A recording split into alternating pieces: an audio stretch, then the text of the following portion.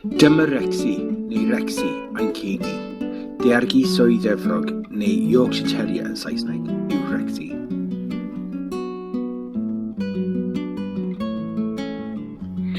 Ond pan aethon ni i weld mewn canolfan achub ym Mhen y Bont ar ogwr, y Dogs Trust, yn 2014, dwedon nhw wrthon ni ei fod yn gymysg o Yorkshire Terrier a Terrier arall. Ond o'n ein barn ni, mae Rex yn 100% Yorkshire Terrier, ond un mawr rhywle.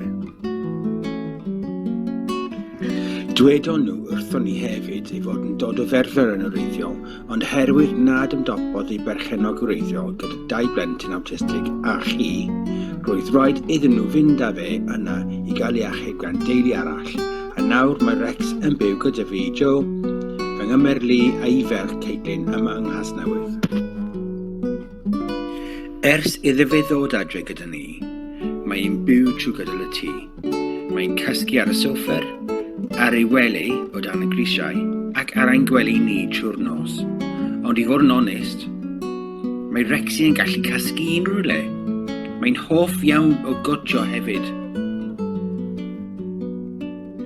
Mae Recsi yn hoff iawn o fynd am dro gyda fi ar lan y gamlas neu ar draws y caeau sy'n gyfagos at le dyn ni'n byw. Mae'n hoff iawn o fynd ar wyliau gyda ni, a dros y llynedd mae ei wedi bod gyda ni yng Ngogledd Cymru a'r Gorllewin. Mae Recsi yn teithio yn dda iawn yn ein car, ond fel arfer mae'n cysgu.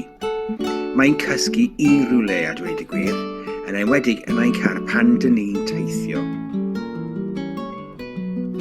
I fwyta fel arfer, mae Recsi yn hoffi bwyd ci, ond rhwng ei brydau o fwyd. Mae'n hoff iawn o fwyta snacks ci a moron.